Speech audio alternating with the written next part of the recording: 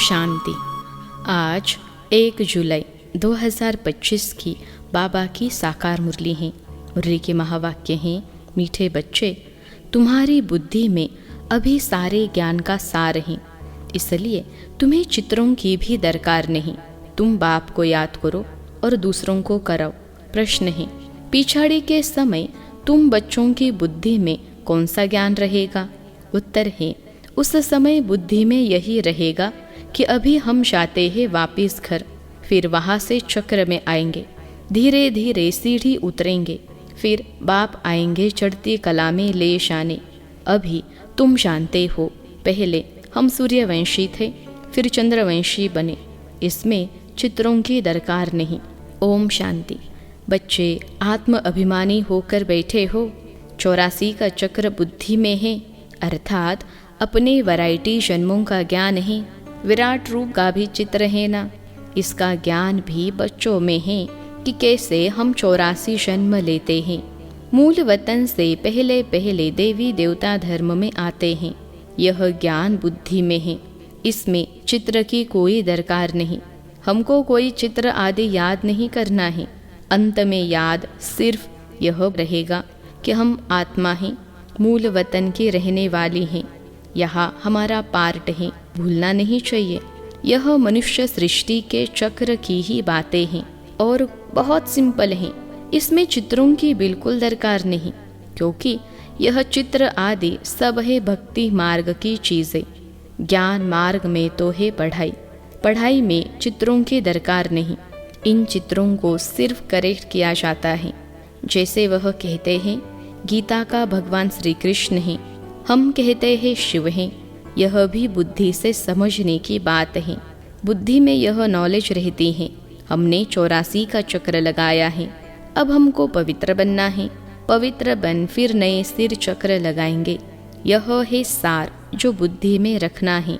जैसे बाप की बुद्धि में है वर्ल्ड की हिस्ट्री, ज्योग्राफी व 84 जन्मों का चक्र कैसे फिरता है, वैसे तुम्हारी बुद्धि में है पहले हम सूर्यवंशी फिर चंद्रवंशी बनते हैं। चित्रों की दरकार है नहीं, सिर्फ मनुष्यों को समझाने के लिए यह बनाए हैं। ज्ञान मार्ग में तो सिर्फ बाप कहते हैं मन मना भव। जैसे यह चतुर्भुज का चित्र है, रावण का चित्र है, यह सब समझाने के लिए दिखलाने पड़ते हैं।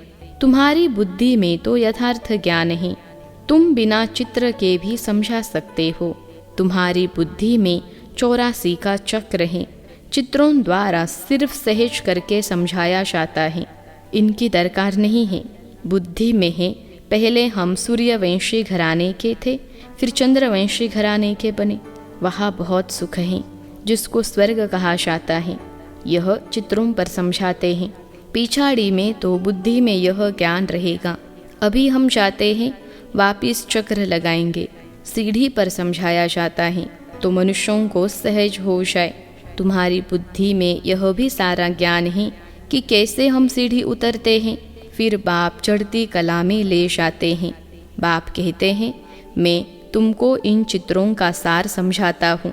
जैसे गोला है तो उस पर समझा सकते हैं।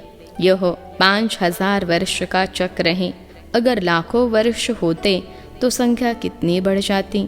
कृष्ण का दिखाते हैं 2000 वर्ष, इसमें कितने वर्ष होते हैं?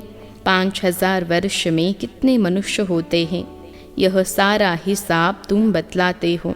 सतयुग में पवित्र होने कारण थोड़े मनुष्य होते हैं। अभी तो कितने ढेर हैं।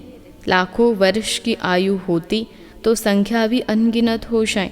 कृष्ण की भेंट में आदमशुमारी का हिसाब तो निकालते हैं ना। हिंदुओं की आदमशुमारी कम दिखाते हैं। कृष्ण बहुत बन गए हैं। जो अच्छे समझदार बच्चे हैं बिगर चित्रों के भी समझा सकते हैं। विचार करो, इस समय कितने ढेर मनुष्य हैं। नई दुनिया में कितने थोड़े मनुष्य होंगे। अभी तो पुरानी दुनिया है जिसमें इतने मनुष्य हैं। फिर नई दुनिया कैसे स्थापन होती है, कौन स्थापन करते हैं? यह बाप ही समझाते हैं। वही ज्ञान का सागर है। तुम बच्चों को सिर्फ यह 84 का चक्र ही बुद्धि में रखना है। अभी हम नरक से स्वर्ग में जाते हैं तो अंदर खुशी होगी ना। सतयुग में दुख की कोई बात होती नहीं। ऐसी कोई अप्राप्त वस्तु नहीं जिसकी प्राप्ति के लिए पुरुषार्थ करे। यहाँ पुरुषार्थ करना पड़ता है। यह मशीन चाहिए, यह चाहिए, वहाँ तो सब सुख मौजूद हैं। जैसे कोई महाराजा होता है तो उनके पास सब सुख मौजूद रहते हैं। गरीब के पास तो सब सुख मौजूद नहीं होते। परंतु यह तो है कलयुग, तो बीमारियां आदि सब कुछ हैं। अभी तुम पुरुषार्थ करते हो नई दुनिया में जाने के लिए। स्वर्ग नरक यहाँ ही होता है। यह सूक्ष्म वतन की जो रमत गमत है, यह भी टाइम पास करने के लिए है। जब तक कर्मातीत अवस्था हो, टाइम पास करने के लिए यह खेल पाल है। कर्मातीत अवस्था आ जाएगी, बस तुमको यही याद रहेगा कि हम आत्मा ने अब 84 जन्म पूरे किए। अब हम जाते हैं घर, फिर आकर सतोप्रधान दुनिया में सतोप्रधान पार्ट बजाएंगे। यह ज्ञान बुद्धि में लिया हुआ है। इसमें चित्रों आदि की दरकार नहीं। जैसे बैरिस्टर कितना पढ़ते हैं, बैरिस्टर बन गए, बस जो पाठ पढ़े वह खलास। रिजल्ट निकली प्रारब्ध की। तुम भी पढ़कर फिर शाय राशाई करेंगे, वहाँ नॉलेज की दरकार नहीं। इन चित्रों में भी रॉन्ग राइट क्या है, यह अभी तुम्हारी बुद्धि में है। बाप बेट समझाते हैं। लक्ष्मी नारायण कौन है, यह विष्णु क्या है। विष्णु के चित्र में मनुष्य मूंझ जाते हैं। बिगर समझ के पूजा भी जैसे फालतू हो जाती हैं। समझते कुछ भी नहीं।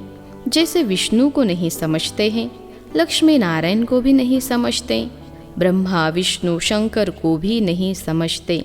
ब्रह्मा तो यहाँ है, यह पवित्र बन शरीर छोड़ चले जाएंगे। इस पुरानी दुनिया से वैराग्य है। यहाँ का कर्म बंधन दुख देने वाला है। अब बाप कहते हैं अपने घर चलो, वहाँ दुख का नाम निशान नहीं होगा। पहले तुम अपने घर में थे, फिर राजधानी में आए, अब बाप फिर आए हैं पावन बनाने। इस समय मनुष्यों का खान पान आदि कितना गंदा है। क्या क्या चीज़ें खाते रहते हैं। वहाँ देवता ऐसी गंदी चीज़ें थोड़ी ही खाते हैं। भक्ति मार्ग देखो कैसा है, मनुष्य की भी बलि चढ़ती है। बाप कहते हैं यह भी ड्रामा बना हुआ है, फिर नई जरूर बननी है। पुरानी दुनिया से अभी तुम जानते हो हम सतो प्रधान बन रहे हैं। यह तो बुद्धि समझती है ना। इसमें तो चित्र न हो तो और ही अच्छा, नहीं तो मनुष्य बहुत ही प्रश्न पूछते हैं। बाप ने 84 जन्मों का चक्र समझाया है। हम ऐसे सूर्यवंशी, चंद्रवंशी, वैश्यवंशी बनते हैं, इतने जन्म लेते हैं। यह बुद्धि में रखना होता है। तुम बच्चे सूक्ष्म वतन का राज भी समझते हो, ध्यान में सूक्ष्म वतन में जाते हो, परंतु इसमें न योग है न ज्ञान है। यह सिर्फ एक रस्म है। समझाया जाता है कैसे आत्मा को बुलाया जाता है, फिर जब आती है तो रोते हैं, पश्चाताप होता है। हमने बाबा का कहना नहीं माना। यह सब है बच्चों को समझाने के लिए कि पुरुषार्थ में लग पड़े, गफलत न करे। बच्चे सदा यह अटेंशन रखें कि हमें अपना टाइम सफल करना है, वेस्ट नहीं करना है, तो माया गफलत नहीं करा सकती हैं। बाबा भी समझाते रहते हैं बच्चे टाइम वेस्ट न करो, बहुतों को रास्ता बताने का पुरुषार्थ करो, महादानी बनो, बाप को याद करो तो विकर्म विनाश होंगे। जो भी आते हैं उनको यह समझाओ और 84 का चक्र बताओ। वर्ल्ड की हिस्ट्री ज्योग्राफी कैसे रिपीट होती है, नटशेल में सारा चक्र बुद्धि में रहना चाहिए। तुम बच्चों को खुशी रहनी चाहिए कि अभी हम इस गंदी दुनिया से छूटते हैं। मनुष्य समझते हैं स्वर्ग नरक यहाँ ही है। जिनको बहुत धन है तो समझते हैं हम स्वर्ग में हैं, अच्छे कर्म किए हैं इसलिए सुख मिला है। अभी तुम बहुत अच्छे कर्म करते हो तो 21 जन्मों के लिए तुम सुख पाते हो। वह तो एक जन्म लिए समझते हैं कि हम स्वर्ग में हैं। बाप कहते हैं वह है अल्पकाल का सुख, तुम्हारा है 21 जन्मों का, जिसके लिए बाप कहते हैं सभी को रास्ता बताते शो। बाप की याद से ही निरोगी बनेंगे और स्वर्ग के मालिक बन जाएंगे। स्वर्ग में है राजय, उनको भी याद करो। राजय थी अभी नहीं है, भारत की ही बात है, बाकी तो है बाई प्लॉट्स। पिछाड़ी में सब चले जाएंगे, फिर हम आएंगे नई दुनिया में। अब इस समझाने में चित्रों की दरकार थोड़े ही हैं। यह सिर्फ समझाने के लिए मूल वतन सूक्ष्म वतन दिखाते हैं, समझाया जाता है। बाकी यह तो भक्ति मार्ग वालों ने चित्र आदि बनाए हैं, तो हमको भी फिर करेक्ट कर बनाने पड़ते हैं। नहीं तो कहेंगे तुम तो नास्तिक हो, इसलिए करेक्ट कर बनाए हैं। ब्रह्मा द्वारा स्थापना, शंकर द्वारा विनाश। वास्तव में यह भी ड्रामा में नोंद है, कोई कुछ करता थोड़े ही है। साइंसदान भी अपनी बुद्धि से यह सब बनाते हैं। भल कितना भी कोई कहे कि बॉम्ब्स न बनाओ, परंतु जिनके पास ढेर हैं वह समुद्र में डाले तो फिर दूसरा कोई न बनाए। वह रखे हैं तो ज़रूर और भी बनाएंगे। अभी तुम बच्चे जानते हो, सृष्टि का विनाश तो ज़रूर होना ही है, लड़ाई भी ज़रूर लगनी है। विनाश होता है, फिर तुम अपना राज्य लेते हो। अब बाप कहते हैं, बच्चे सबका कल्याणकारी बनो। बच्चों को अपनी ऊंच तकदीर बनाने के लिए बाप श्रीमत देते हैं। मीठे बच्चे, अपना सब कुछ धनी के नाम पर सफल कर लो। किनकी दबी रहेगी धूल में, किनकी राजा खाए। धनी यानी बाप खुद कहते हैं, बच्चे इसमें खर्च करो।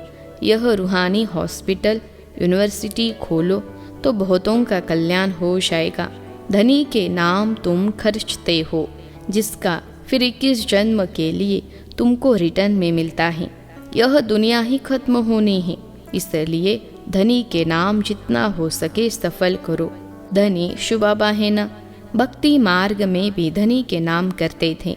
अभी तो है डायरेक्ट धनी के नाम बड़ी बड़ी यूनिवर्सिटी खोलते जाओ तो बहुतों का कल्याण हो जाएगा। 21 जन्म लिए राज्य भाग्य पालेंगे, नहीं तो यह धन दौलत आदि सब खत्म हो जाएंगे। भक्ति मार्ग में खत्म नहीं होते हैं, अभी तो खत्म होना है। तुम खर्चो, फिर तुमको ही रिटर्न मिलेगा। धनी के नाम पर सबका कल्याण करो तो 21 जन्मों का वर्षा मिलेगा। कितना अच्छा समझाते हैं। फिर जिनकी तकदीर में है वह खर्च करते रहते हैं। अपना घर बार भी संभालना है। इनका यानी बाबा का पार्ट ही ऐसा था, एकदम जोर से नशा चढ़ गया। बाबा बादशाही देते हैं, फिर गदाई क्या करेंगे। तुम सब बादशाही लेने लिए बैठे हो तो फॉलो करो ना। जानते हो इसने कैसे सब छोड़ दिया। नशा चढ़ गया, ओहो राजाई मिलती है। अल्फ को अल्लाह मिला तो बे यानी भागीदार को भी राजाई दे दी। राजाई थी, कम नहीं था। अच्छा फर्टाइल धंधा था। अब तुमको यह राजाई मिल रही है तो बहुतों का कल्याण करो। पहले भट्टी बनी, फिर कोई पककर तैयार हुए, कोई कच्चे रह गए। गवर्नमेंट नोट बनाती है, फिर ठीक नहीं बनते हैं तो गवर्नमेंट को जला देने पड़ते हैं। आगे तो चांदी के रुपए चलते थे, सोना और चांदी बहुत था। अभी तो क्या हो रहा है, कोई के राजा खा जाते, कोई के डाकू खा जाते। डाके भी देखो कितने लगते हैं। फेमन भी होगा। यह है ही रावण राज्य। राम राज्य सतयुग को कहा जाता है। बाप कहते हैं, तुमको इतना ऊंच बनाया, फिर कंगाल कैसे बने। अब तुम बच्चों को इतनी नॉलेज मिली है तो खुशी होनी चाहिए। दिन प्रतिदिन खुशी बढ़ती जाएगी। जितना यात्रा पर नज़दीक होंगे उतनी खुशी होगी। तुम जानते हो, शांति धाम सुख धाम सामने खड़ा है, वैकुंठ के झाड़ दिखाई पड़ रहे हैं। बस अब पहुँचे कि पहुँचे। अच्छा मीठे मीठे सिखलते बच्चों प्रति माता पिता बाप दादा का याद प्यार और गुड मॉर्निंग। रूहानी बाप की रूहानी बच्चों को नमस्ते। हम रूहानी बच्चों की सिखलते रूहानी माता पिता बाप दादा को याद प्यार, गुड मॉर्निंग और नमस्ते बाबा नमस्ते। धारणा के लिए मुख्य सार। पहली पॉइंट है, अपना टाइम सफल करने का अटेंशन रखना है। माया गफलत न करा सकें, इसके लिए महादानी बन बहुतों को रास्ता बताने में बिजी रहना है। दूसरी पॉइंट है, अपनी ऊंची तकदीर बनाने के लिए धनी के नाम पर सब कुछ सफल करना है। रूहानी यूनिवर्सिटी खोलनी है। आज का वरदान है, ऊंचे ते ऊंचे बाप को प्रत्यक्ष करने वाले शुभ और श्रेष्ठ कर्मधारी भव।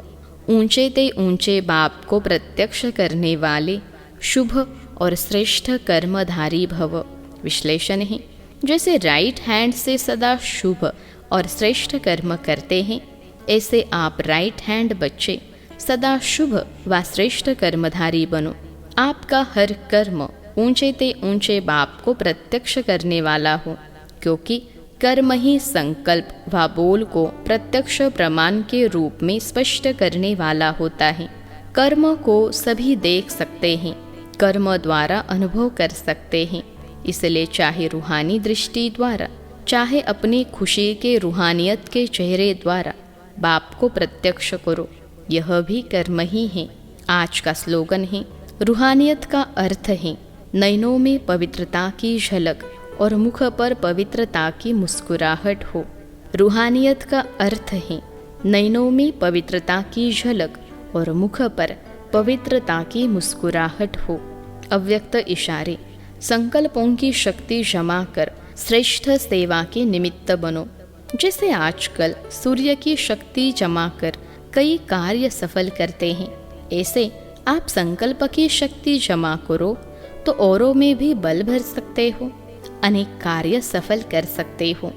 जो हिम्मतहीन है उन्हें वाणी के साथ साथ श्रेष्ठ संकल्प की सूक्ष्म शक्ति से हिम्मतवान बनाना, यही वर्तमान समय की आवश्यकता है। अच्छा, ओम शांति।